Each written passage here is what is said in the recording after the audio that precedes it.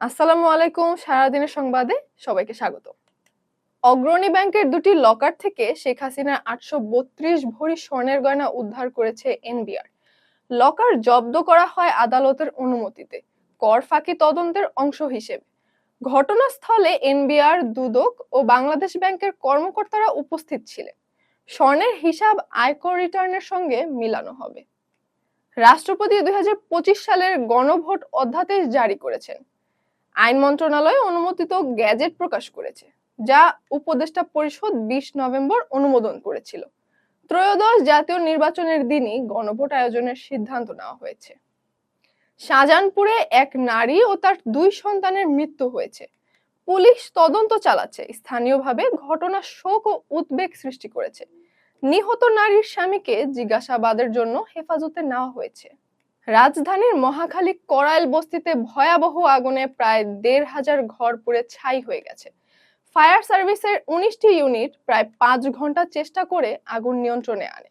ক্ষতিগ্রস্তরা পরিবার পরিজন নিয়ে খোলা আকাশের নিচে আশ্রয় নিয়েছেন এবং সামান্য মালামাল উদ্ধার করেছেন।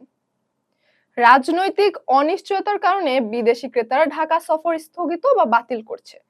ফলে কারখানাগুলোর উৎপাদন ও বাজার প্রস্তুতিতে অনিশ্চয়তা তৈরি হয়েছে। নভেম্বর-ডিসেম্বর মাসে অর্ডার নিশ্চিতকরণ ধীর গতিতে ক্ষুদ্র মাঝারি কারখানার উপর প্রভাব পড়ছে।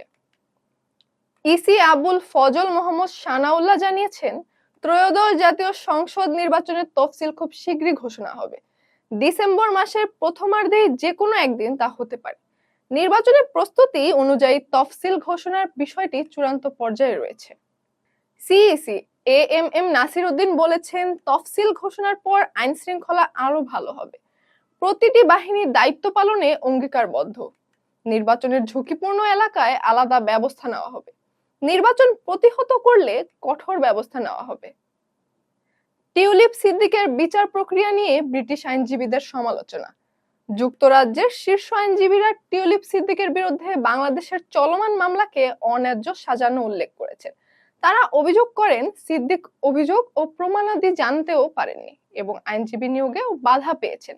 আইনজীবীরা বলেন, বাংলাদেশে বিচার প্রক্রিয়া ন্যায়সঙ্গত নয় এবং আন্তর্জাতিক মানদণ্ড থেকে অনেক দূরে। তারা বাংলাদেশের কর্তৃপক্ষকে দ্রুত সমাধান করে ন্যায়সঙ্গত বিচার নিশ্চিত করার আহ্বান জানিয়েছেন।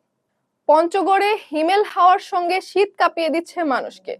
সকালে তেঁতুলিয়া আবহাওয়া পর্যবেক্ষণাগারের তাপমাত্রা ১৩ ডিগ্রি সেলসিয়াস রেকর্ড করা হয়েছে। বিডব্লিউওটি জানাচ্ছে, ডিসেম্বরে শৈত্যপ্রবাহের সম্ভাবনা রয়েছে। আবহাওয়াবিদ জিতেন্দ্রনাথ রায় বলেন, ডিসেম্বরের শুরুতে শীত আরো তীব্র হবে। রাজধানীর করাইল বস্তিতে ভয়াবহ অগ্নিকাণ্ডের ঘটনায় ক্ষতিগ্রস্তদের প্রতি সমবেদনা জানিয়েছেন তারেক রহমান। বিবৃতিতে তিনি বলেন, দমকল বাহিনী ও এলাকাবাসী আগুন নেভাতে প্রাণপণ চেষ্টা করছেন। আগুনে অনেকের বাড়িঘর পুড়ে গেছে এবং ক্ষয়ক্ষতির পরিমাণ এখনো স্পষ্ট নয়। তারেক রহমান মহান আল্লাহর নিকট প্রার্থনা করেছেন যাতে কোনো জীবনহানি না ঘটে। যুক্তরাষ্ট্র ও ইউক্রেন কর্মকর্তারা জেনেভায় শান্তি পরিকল্পনা নিয়ে বৈঠক করেছেন। ট্রাম্প পরিকল্পনা সংশোধনের নির্দেশ দিয়ে বিশেষ দূতকে মস্কো পাঠিয়েছেন। রাশিয়া জানিয়েছে, সংশোধনী বিষয়ে তাদের মতামত নেওয়া হয়নি। ক্রেমলিন সতর্ক করেছে, হাকিয়ংলি ২ সন্তানকে হত্যা করে সুটকেসে লুকিয়ে রাখার দায়ে যাবজ্জীবন কারাদণ্ড পেয়েছে। ২০১৮ সালে ৮ বছরের ইউনাজো ও ৬ বছরের মিনুজো নিহত হন। মনের সমস্যা থাকলেও বিচারক জানিয়েছে হত্যাকাণ্ড পরিকল্পিত এবং স্বেচ্ছামূলক ছিল। ১৭ বছরের কারাভোগের পর প্যারোলের সুযোগ থাকবে। পাকিস্তান অযোধ্যার বাবরি মসজিদের জায়গায় নির্মিত রাম মন্দিরে পতাকা উত্তোলন নিয়ে উদ্বেগ প্রকাশ করেছে।